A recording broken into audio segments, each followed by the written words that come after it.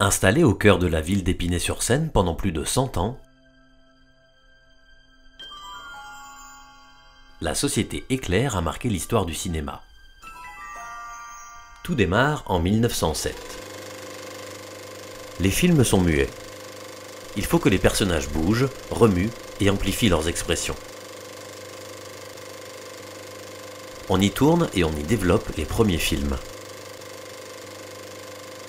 À la fin des années 1920, l'arrivée du parlant bouleverse l'industrie du cinéma. Les studios Éclair sont les premiers à être équipés. Les plus grands réalisateurs du cinéma français veulent tourner à Épinay-sur-Seine. À partir de 1945, on commence à y développer les premiers films en couleur. Grâce à son audace artistique et industrielle, la société Éclair se hisse à la 3e place du cinéma mondial, derrière Pathé et Gaumont. Des films internationaux et plus de la moitié des films français sont fabriqués ici. Pascal entre chez Éclair à 23 ans. Il y restera jusqu'à ses 55 ans.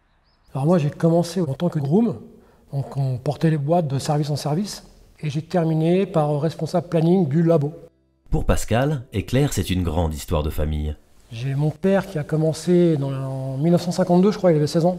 Ma mère a commencé en 1955. Ils se sont rencontrés ici, se sont mariés. C'était l'époque des tournages de tous les films de Belmondo. Et on tournait énormément, on distribuait énormément de copies, donc il fallait travailler jour et nuit en équipe. Ça tournait à fond dans les labos, donc c'est pour ça qu'on embauchait encore d'autres personnes de la famille. C'est ainsi que plusieurs membres de la famille de Pascal se retrouvent à travailler au labo. Il y fera entrer son fils, Anthony.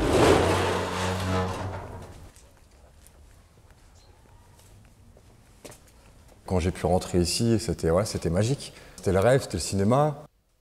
J'étais heureux de faire ça. Là, c'est mon service.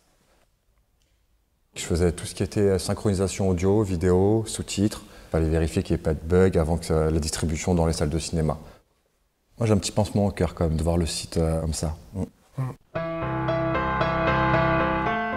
Gérard commence à travailler chez Éclair à 23 ans. Il est étalonneur. Le travail qu'on faisait ici, c'est un peu le principe de la photographie. Trouver la bonne couleur sur tous les plans d'un film. Gérard travaille sur des films à succès comme Stalingrad, Drive ou encore la saga Twilight. La plus grande fierté de travailler dans les labos, c'est quand la première fois, en fait, vous voyez votre nom dans un déroulant de générique de fin. Ça nous permet de bomber le torse quand on nous demande ce qu'on fait. Ces techniciens, situés aux premières loges, côtoient les acteurs et les réalisateurs. Mon père était responsable d'un service à étalonnage et Luc Besson était son stagiaire. Mon père l'a souvent amené à la maison pour déjeuner avec lui. Et Luc Besson a fait son premier film ici, c'était son premier moyen-métrage, qui était Le Dernier Combat, en noir et blanc. Avec l'apparition du numérique, son et image changent radicalement. Les habitudes de travail sont bouleversées. L'évolution était beaucoup trop vite par rapport à mon âge. Ça devenait de plus en plus difficile. Nous qui étions une génération photochimique, donc rentrer dans le numérique, c'était complètement différent. On était un peu perdus. Pour s'adapter à ces nouvelles techniques numériques, l'entreprise investit des sommes considérables. L'arrivée du numérique a tué les laboratoires et par là même la photochimie. À partir de 2009, Éclair connaît de lourdes difficultés financières et décide 4 ans plus tard de vendre le site. C'est un choc pour tout le monde. Les salariés ne sont pas prêts à quitter l'entreprise et manifestent leur colère. Le site fermera définitivement en 2015. Pour vous dire, à l'époque, je crois qu'on était plus de 500. Et sur la fin, on était arrivé à 80 personnes. On a vu des gens partir. On a vu des gens pleurer. Et le jour où ça a fermé, entre collègues, on était un peu perdus. Ici, c'était mon bureau. Derrière, c'était les salles de projection. Psychologiquement, c'est très dur.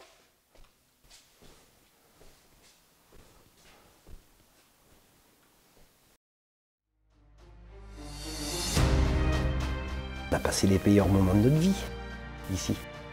On aurait voulu que ça continue encore des années, avec nos petits-enfants, mes petits-enfants, ses enfants. Quand tu passes 31 ans au même endroit, ce qui est 3/4 d'une vie professionnelle, tu peux pas l'oublier comme ça d'un claquement de doigts, en fait. Ni Gérard, ni Pascal, ni son fils Anthony ne retravailleront dans le milieu du cinéma. Ça manquera toujours, le cinéma. Parce que le cinéma, c'était notre vie.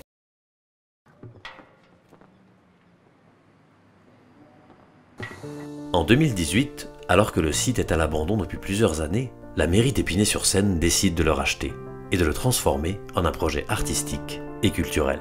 Le site va continuer à perdurer. Ce qui est le plus important pour nous quand on passe devant, c'est l'enseigne. Parce que l'enseigne, elle est là depuis toujours. Là, c'est la fierté. C'est la fierté d'avoir travaillé pour cette enseigne.